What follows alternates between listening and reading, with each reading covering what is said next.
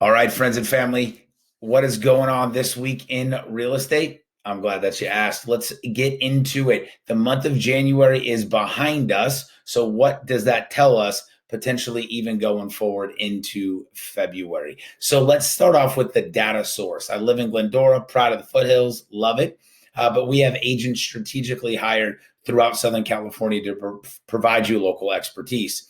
But here's what we want to do. We focus in on Glendora to Rancho, 8 cities in between. It's a large enough data set where it kind of balances out. If I focus just in Glendora, too small, right? Maybe 2 houses sell, then 4 houses, then 8, then 1. Price point of a 1.8 could swing up an average. That's not really accurate. So when we find that we go out from Glendora to Rancho, the foothill communities, right? What we're looking at is a good, accurate, and you'll see that in the charts we're going to show you. It sort of trends the entire MLS.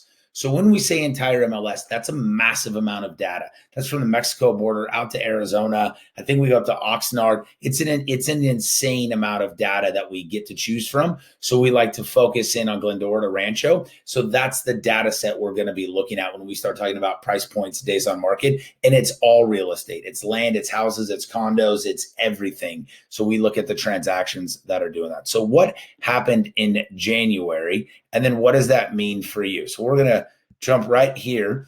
January's over. Finally, we got some new listings.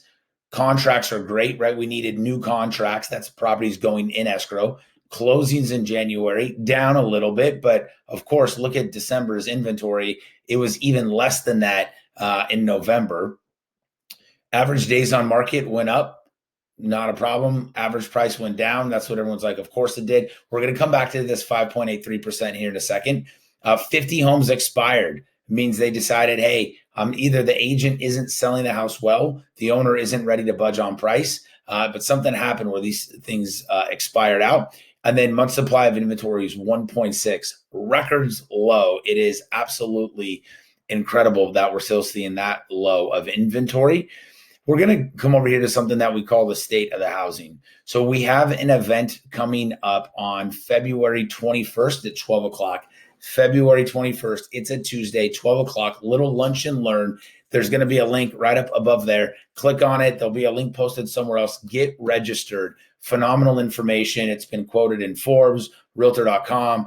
State of the housing. What does 2023 look like? Can a recession hurt us? Does it help us? Where is the market? Should you refinance? Should you buy? Should you sell? Deep dive that we're not going to get into here. But you're really going to appreciate that February 21st at 12 o'clock. All right.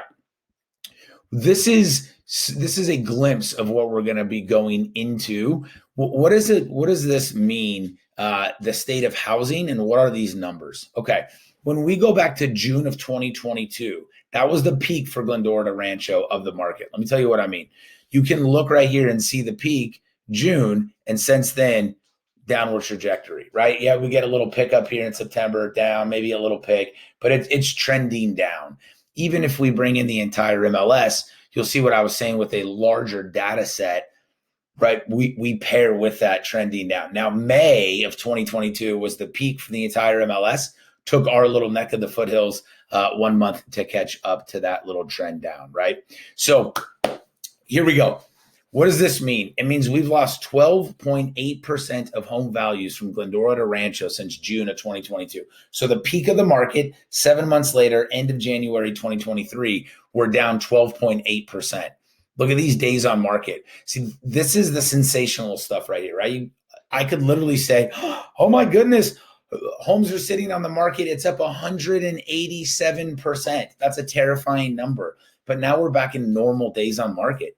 45 days on market, that's a normal thing, sellers. 16 days on market is unheard of. And it's probably, honestly, it's probably faster than that on an average. But what had happened was it takes time to properly process all the offers in, present them to the sellers, do what we're supposed to be doing.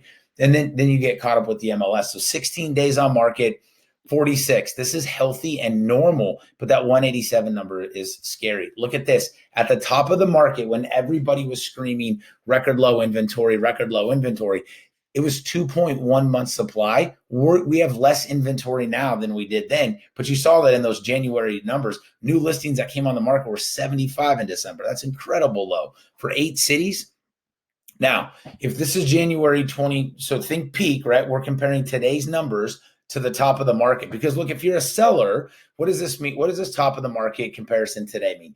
If you're a seller, it means you've already lost 12% of your home value. That's bad, I know. But when we can start looking back and saying, okay, that 12%, 13% over 7 months, we're right around two, right, a little less than 2%. So let's say two for conversation's sake, 2% a month.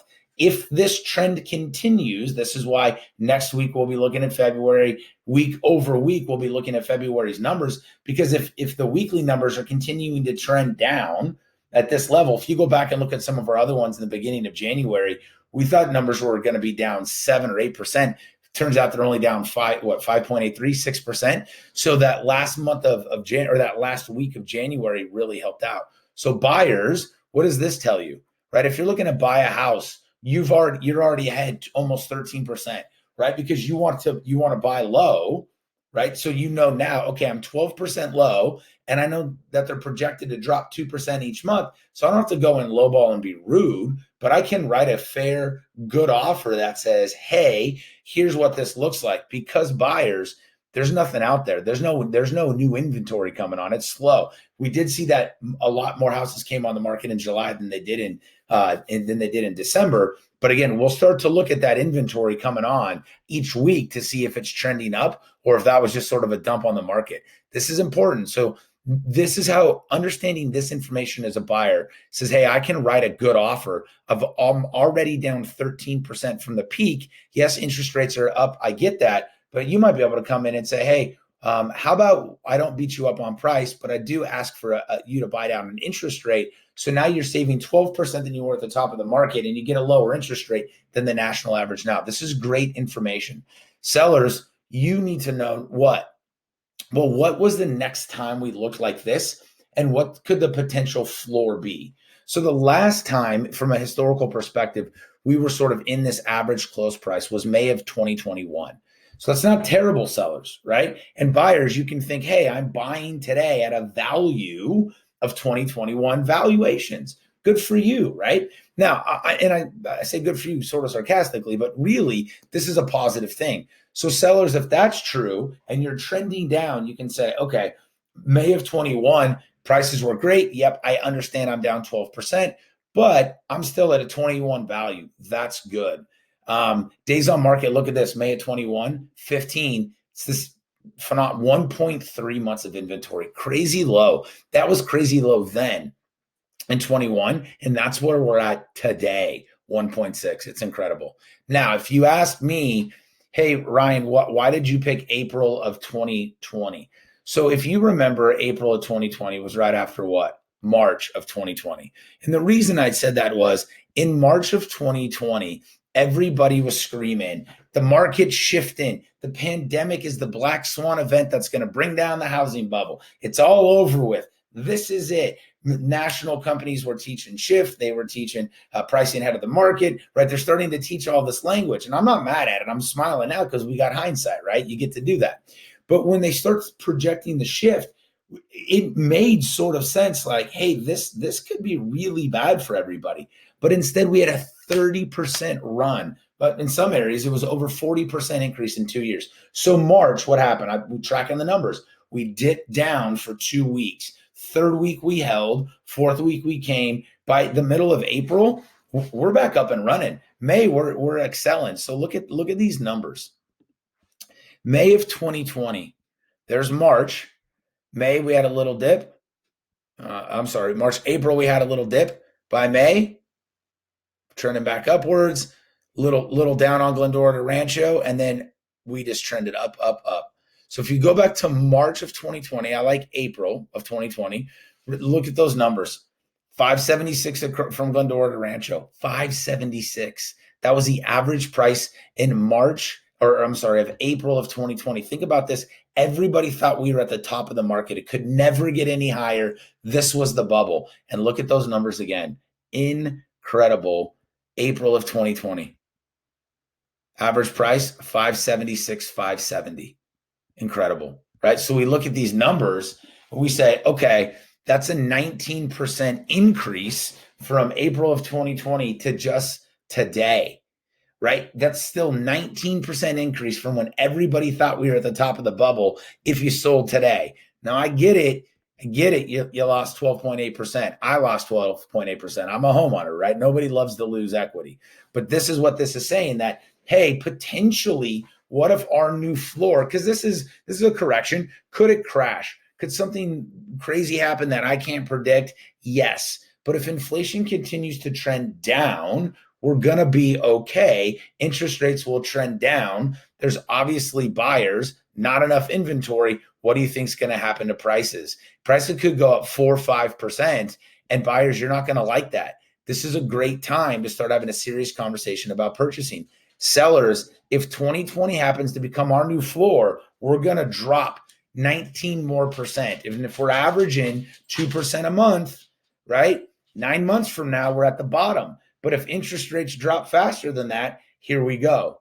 We could tick up a little bit. So this is why the week over week information is critical. It's not because I got nothing else to do except send out videos about week over week data. It's because when the market is on the move, you need current, relevant, accurate interpretation of data that affects your house. Now, here's the deal. This is Glendora and Rancho. I can do this for your house. You could say, Ryan, here's my address. Can you break down my neighborhood so I can get a very accurate valuation of my home and where it's at in the market? Of course I can. Love to do it. Happy to do it. Hey, we went a little, I try to keep these things around 10 minutes because I want to make sure you're getting an accurate market update. So do me a favor, check out, just scroll down below. You're going to see what our community partners are up to. If you're looking to buy, there's properties that are coming soon. So you'll see them before they get pushed out on the national search engines. Take a look at those things. If you got questions, you need a valuation, you want a cash offer for the house, take a look, enjoy yourself. We appreciate you, and we'll see you next week. Bye-bye.